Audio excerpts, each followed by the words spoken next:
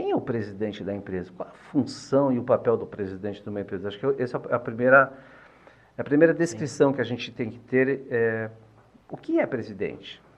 Qual a função? Talvez de empresa para empresa ele pode ter uma função diferente, né? Nem sempre precisa ser alguém da família. O presidente pode ser uma pessoa terceira, assim como uma empresa de capital aberto, por exemplo, fundos de investimento, né? Mas na família, normalmente, o presidente normalmente é alguém da família. O desafio, Thiago, é preparar essas pessoas para serem presidentes, né? Então, ele tem que ter algumas habilidades para presidente. Então, essas habilidades mais conceituais, ele tem que gostar de pessoas, ele tem que gostar de mercado, de mundo, de conectividade, de relacionamento. E ser presidente é você abdicar de algumas coisas que algumas pessoas têm normal, sabe? Talvez o presidente ele tem que dedicar um pouco mais do seu tempo do que pessoas comuns, ele tem que estudar um pouquinho mais.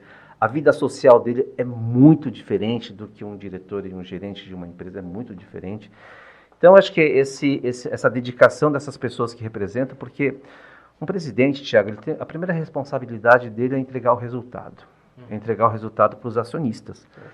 No processo de governança corporativa, as holdings ou o conselho administrativo é que define os executivos que vão vão dar o retorno. Normalmente, o presidente e os diretores, quem empossa é o conselho. Né? E se o presidente não está entregando, o conselho tem força para trocar o presidente. Sim. Pensa fazer isso numa empresa familiar. Né? Não, e a gente está falando bastante da presidência, né? Acho que não é só também o cargo da presidência, tem os demais. Acho que o presidente ele dá o norte, né? Ele fala, puxa, vamos remar todo mundo para lá, mas tem também o resto da companhia inteira que também precisa dessas diretrizes aí, né? Ter a garra, mas tende a seguir o seu presidente, né? A companhia tende a seguir o que o presidente manda, né? E a gente tava discutindo aqui, Beto, com o Thiago, e chegou na mesa implementar esse conceito do negócio nos distribuidores, né?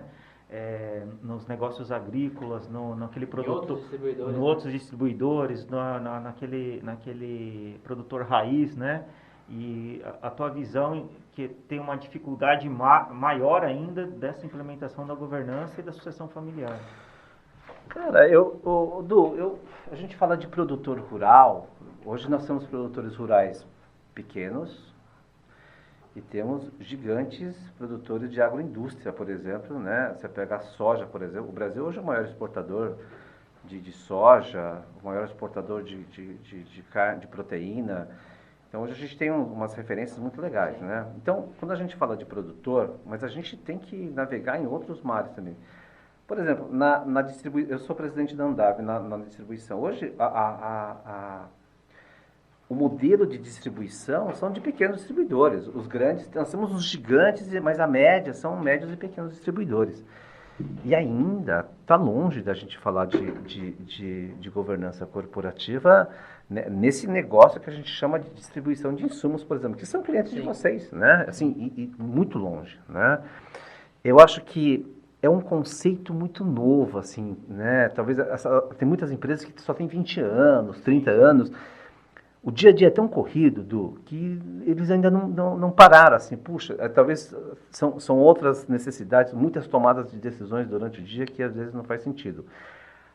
O problema é quando alguém se ausenta, aí a coisa começa a fazer sentido, né? Eu acho que a Covid, por exemplo, é um momento que a gente perdeu muitos colegas, muitos bons líderes, por sinal, e esse é o momento mais difícil onde você fala, puxa vida, cadê o plano B? Cadê, né? Então, eu acho que isso faz muita diferença quem foi preparado, né?